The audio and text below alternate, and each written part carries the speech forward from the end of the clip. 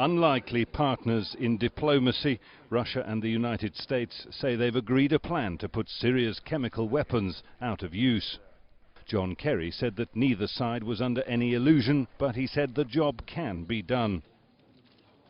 The world will now expect the Assad regime to live up to its public commitments.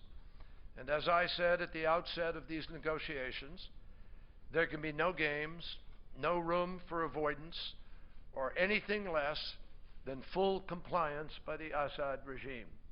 And what if he doesn't comply? After meetings that went on for 3 days in Geneva, Sergei Lavrov seems to have achieved Russia's goal of watering down the US threat of force. In this approach agreed on, there is nothing said about the use of force or about any automatic sanctions. As I said, all violations should be approved in the Security Council convincingly, and we understand the decisions we have reached today is only the beginning of the road.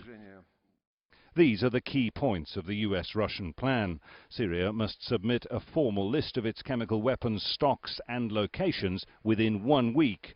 International inspectors must be allowed to begin their work inside Syria by November.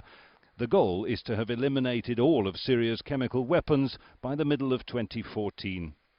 Neither man could spell out exactly how to achieve such an ambitious objective, and in the midst of an active war zone, details, they said, would follow. And it's also clear that any attempt to enforce this plan, should the Assad government fail to comply, could become so bogged down at the Security Council, where of course Russia has a veto, that any threat of US force has become almost meaningless. The deal in Geneva has not gone down well with Syria's opposition. And we think that the Russians and the Syrian regime are playing games to waste time and to win time for the criminal regime in Damascus.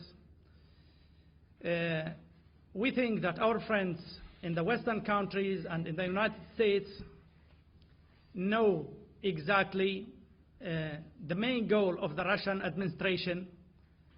They are trying to find a solution for the murderer regime in Damascus. As Syrians continue to die in their dozens each day by conventional force, the promise to remove chemical weapons from the battlefield will not shift the balance on the ground. But a wider peace conference just might, and that's something now being discussed off the back of the negotiations in Geneva. Perhaps the greater achievement of these talks has been to bring Russia and the United States together on Syria after 2.5 years apart. Jonah Hull, Al Jazeera, Geneva.